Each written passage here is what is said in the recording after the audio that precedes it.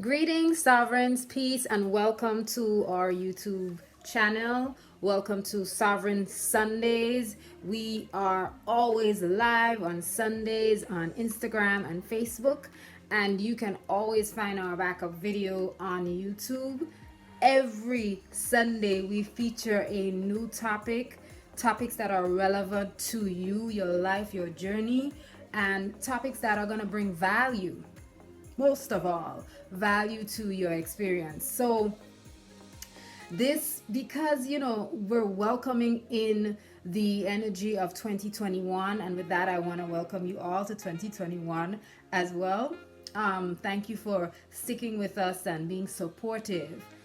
In that vein, I really wanted us to begin to jump into preparedness. One of our sovereigns actually reached out to me via DM and said, well, is there a way that you can share some information or share with us how to prepare in order to move forward, considering how unstable the times are, right? And we've seen within the last couple of months, we've seen instability in food and economics and just the instability of the economy. And with that, I think it's crucial that families begin to gather resources and make sure that they have those things around them constantly, and they're prepared with those things packed and ready to leave at the drop of a dime. So with that, I'm just going to jump right in. Our conversation this month is all about preparedness, right? Bug out basics. So today, our videos, Bug Out Basics, presents all sorts of information about supplies and items that you need to collect to create a bug out bag. But before we jump in, one of the most important things that I thought to mention was the idea of resources, right? When we think about resources, there are so many different types of resources, but when it comes to emergency preparedness, I think two really important resources jump out at me. And before I go on, I actually want to credit this valuable information. The source of this valuable information is actually Chief Yuya from the Anu Life Global Ministries. This is where I realized, this is a great topic to represent to my sovereigns, so that you can actually see how I have been inspired to gather those items and create my own bubble bag, and just to make sure that I'm prepared. And because of that, I want to pass on that information and share it with you, so you in turn can be prepared. So let's jump back into the resources, right? The two important resources I think that are crucial are intellectual resources, which is your intellectual property, and human resources. So when we think about the intellectual resource, right, it's important. It's the know-how, right? But intellectual property is your knowledge. It's what you know how to do. And if you know how to filter water, purify water, canned goods, dry foods, preserve foods, these are all representations of a know-how or knowledge that you can pass on to others, but you can utilize to actually maybe even one day save your family or save someone else. So intellectual property is crucial.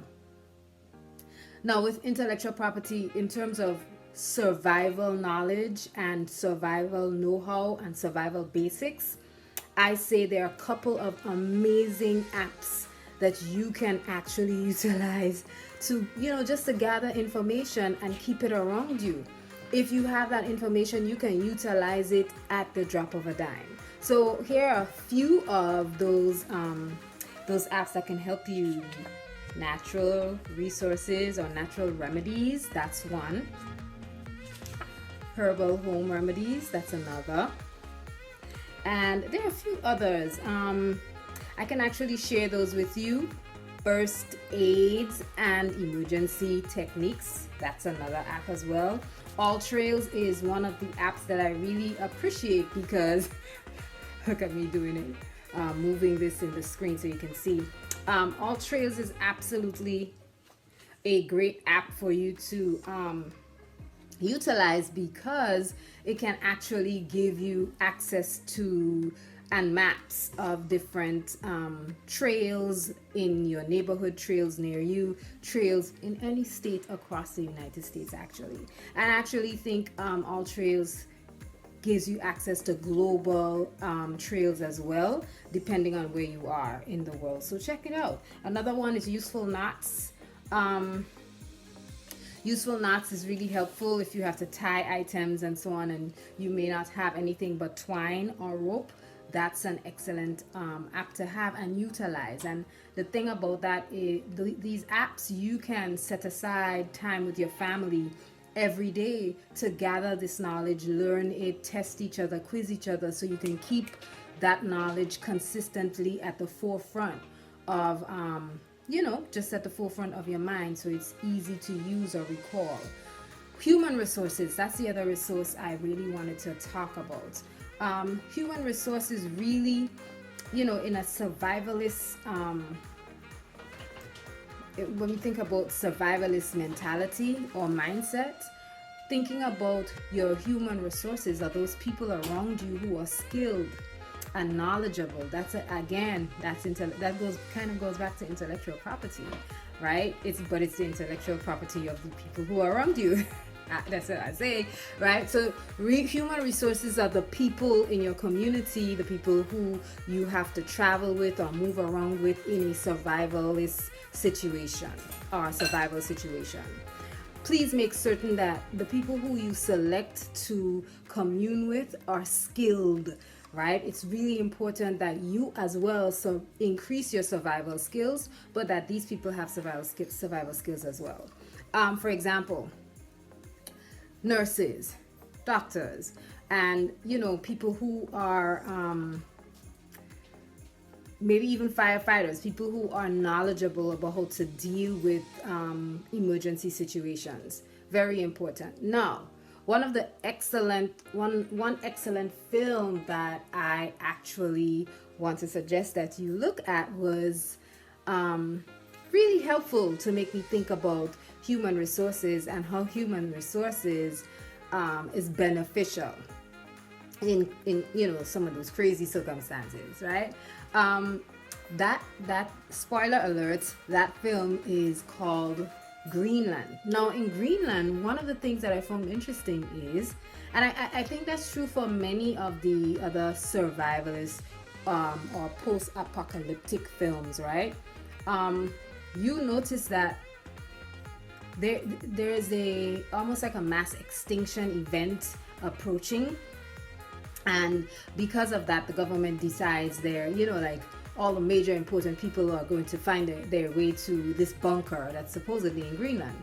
So what they do is they give passes to groups of people. Initially, you just think, luck of the draw, you got a pass because you're a good citizen. No, you got the people who got passes were people who were strategically skilled workers and skilled people who could help to rebuild a civilization. So those who got passes were architects, doctors, engineers. These were the people that were expected to actually go to the bunkers, and they kind of left everyone else behind. Interesting enough to think about the effect of illness on your ability to actually get a pass. In that film, I think one of the children had I think it was diabetes, and so because of that, he couldn't, they would not let them on the plane. So they were not interested in non-skilled people, nor were they interested in those who were sick. So that's something that will make you think for a while, right? So let's jump right in. When we think about bug out situation, we're thinking about preparedness and emergency preparedness to dip out, to leave home, right?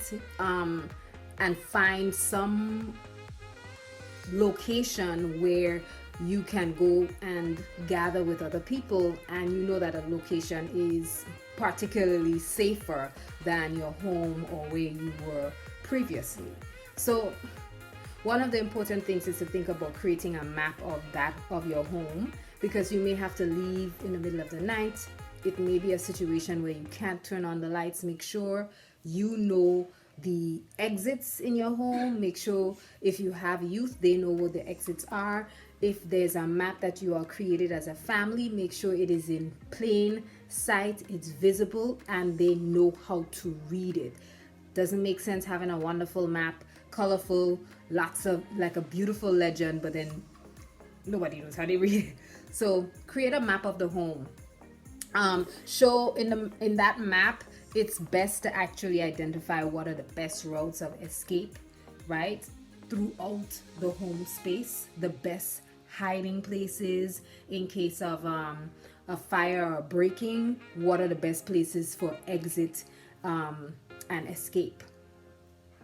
Also have a line of sight identified outside of the home where it would be almost like a rendezvous point.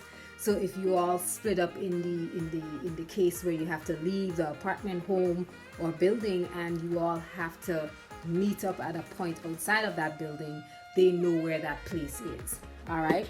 So there should also be like a bug out spot that's, in a far distance away from your home, so that it is a safe place. Now, I want you to think about some of the items that we're going to talk about for this bug out bag. But before I jump right in, for those of you I know are, really listening and probably even taking notes because you want to recreate your own bug out bag for yourself and the other members of your family, we have categories. The first category is fire. Then we'll cover food, water, shelter, medical, hygiene and wellness supplies, clothing, essential documents, and sources of power. Okay, so they're all these different groups of items, and it makes sense to actually share them in groups on this larger video because it just allows you to gather your items strategically. So let's jump right into fire. So for fire, you want to make sure you have waterproof matches. Again, this is in a bug out situation. Waterproof matches is important, lighters, and alcohol. Now, in the case of lighters, these work pretty well. You can throw a few of them in your bug out bag. That's helpful. Having an alcohol stove is important as well, but you can actually purchase what's called a pocket rocket. Pocket rocket isn't an alcohol burning stove, but it is pretty easy to set up, and you'll buy the cylinder of gas at one of those outdoor chain stores. You can even purchase it from online. You need fire starters, ferro rod. A ferro rod is excellent. It's made from cerium, and there's some iron in it and manganese. And those rods, what you do is you could take a knife or anything and strike it, and it will initiate a spark so that you can start a fire. Fire starter is very easy to make on your own, but you could also buy fire starter. Chips of wood can also work well as a fire starter depending on where you have to start this fire, right? Where you have to create your fire. I'm going to do another video to show you how to make these. I also said in my Instagram live that I would share the video. But then I decided I could actually show you how to make these. So I'll share the video, but I'll actually show you how to make these. You pretty much take cotton balls and soak them, immerse them in wax and some kind of fat, and then you freeze them. And then you can, kind of carry them around and use them. I store them in the freezer, and I keep them in a glass jar. That's preferable. Yeah, that's it in terms of fires. They're easy and cheap places to actually get waterproof matches. I won't name names, but waterproof matches shouldn't cost you $12 for a pack. You know, those are some of the more expensive brands from some of those large chain outdoor stores, so to speak. So be wary of those places because they tend to be more expensive. You can find there are other more affordable places to purchase some of these items. The next group of items we're going to talk about is food. So in terms of food, one of the easier things that you can do is date bars. You can carry bars with you. Dehydrated foods work. Dehydrated veggies, dried fruits, jerky of any kind, and sweets, treats, sugary treats, sugary sweets. Those are items that you can carry with you. One thing that you can actually do is carry my backpack. My bubble bag has 1 or 2 cans of beans. All right, or you can carry chili, or you can carry some kind of canned food that you know could keep you for a couple of days, right? I don't have a can right here with me, but you know what those cans are. Now think about it. When you purchase those cans, make sure they're the peel top or the pop top cans. If you choose the cans that require a can opener, then it means that you have to carry a can opener with you, unless you know how to open a can using a knife. And I know how to do that. And you may want to practice, but it's always easier to just buy the pop tops. Those are much easier to actually work with. In terms of water, so you need water, 1 gallon of water per person. That's really important to make sure you have